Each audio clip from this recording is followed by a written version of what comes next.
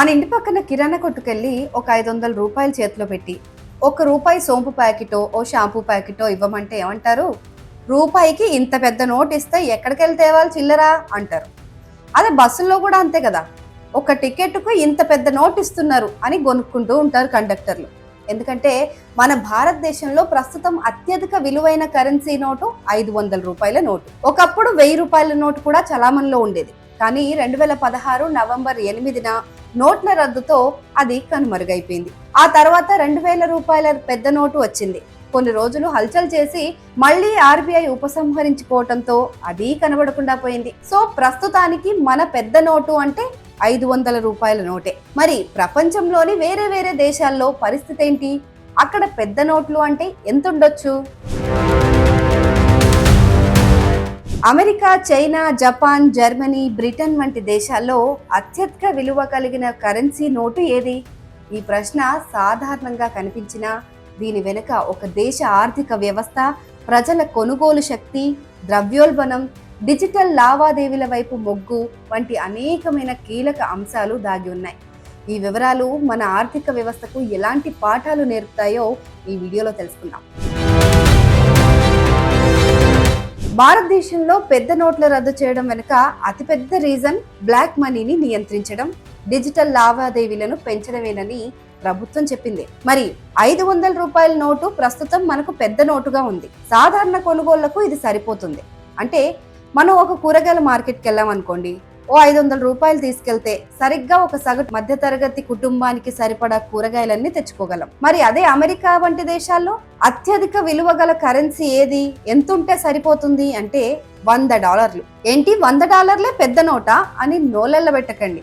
ఎందుకంటే $100 అంటే మన కరెన్సీలో 8,623 రూపాయలు ప్రస్తుతం.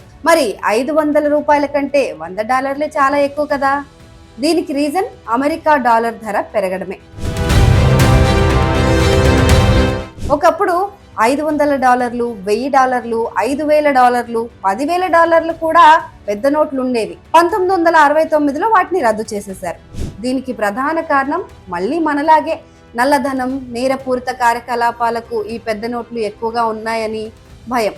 సో ఈ ప్రపంచంలోనే అత్యంత శక్తివంతమైన కరెన్సీల్లో ఒకటైన డాలర్లో ఇప్పుడు $100 నోటు పెద్దదిగా ఉంది. ఆ దేశ ఆర్థిక స్థిరత్వాన్ని, పెద్ద మొత్తంలో నగదు లావాదేవీలపైన నియంత్రణను ఈ $100 నోటే సూచిస్తుంది. ఇక చైనాలో అత్యధిక విలువ కలిగిన నోటు 100 యువాన్లు. దీని విలువ భారత రూపాయల్లో దాదాపు 1197 రూపాయలు. జపాన్ లో అత్యధిక విలువ కలిగిన కరెన్సీ నోటు 10,000 యెన్లు. దీని విలువ భారత కరెన్సీలో పోలిస్తే 6,000 నుంచి 7,000 రూపాయల వరకు ఉంటుంది. ఇక బ్రిటన్ లో అత్యధిక విలువ కలిగిన నోటు 50 యూరోలు. దీని విలువ భారత రూపాయల్లో దాదాపు 5,840 రూపాయలు ఉంటుంది. జర్మనీలో కూడా అత్యధిక విలువ కలిగిన నోటు 500 యూరోలు మనలాగే. దీని విలువ భారత కరెన్సీలో దాదాపు 49,000 రూపాయలు. మరి ఈ దేశాలన్నీ కూడా తమ కరెన్సీ విలువల విషయంలో చాలా జాగ్రత్తగా వ్యవహరిస్తూ ఉంటాయి. పెద్ద నోట్లను చలామణిలో ఉంచడం వల్ల ద్రవ్యోల్బణం పెరిగే అవకాశం, నకిలీ నోట్ల ముప్పు, అక్రమ లావాదేవీలకు ఆస్కారం వంటి సమస్యలు ఉంటాయి. అందుకే చాలా దేశాలు ఆర్థిక స్థిరత్వం కోసం తమ అత్యధిక విలువైన నోట్లను జాగ్రత్తగా నిర్ణయిస్తాయి. భారతదేశంలో 500 రూపాయల నోటుతో పోలిస్తే అమెరికాలో $100 నోటు, జపాన్లో 10,000 యెన్ల నోటు కొనుగోలు శక్తిలో చాలా ఎక్కువ. ఇది ఆయా దేశాల ఆర్థిక బలం, ప్రజల సగటు ఆదాయం, జీవన వ్యయం వంటి అనేక అంశాలను ప్రతిబింబిస్తుంది. ఉదాహరణకు అమెరికాలో $100 నోటుతో చాలా పెద్ద మొత్తంలో వస్తువులను లేదా సేవలను కొనుగోలు చేసుకోవచ్చు. అదే ఇండియాలో అయితే 500 రూపాయల నోటుతో కొనుగోలు చేయగలిగేవి పరిమితమే. ఇది మన రూపాయి విలువ, ద్రవ్యోల్బణం వంటి అంశాలపైన మరింత శ్రద్ధ పెట్టాలని సూచిస్తుంది. చివరగా ఏ దేశంలోనైనా కరెన్సీ నోట్ల విలువ కేవలం సంఖ్య మాత్రమే కాదు, అది ఆ దేశ ఆర్థిక విధానాలను, ప్రజల కొనుగోలు శక్తిని, డిజిటల్ చెల్లింపుల వైపు సాగే ప్రయాణాన్ని తెలియజేస్తుంది.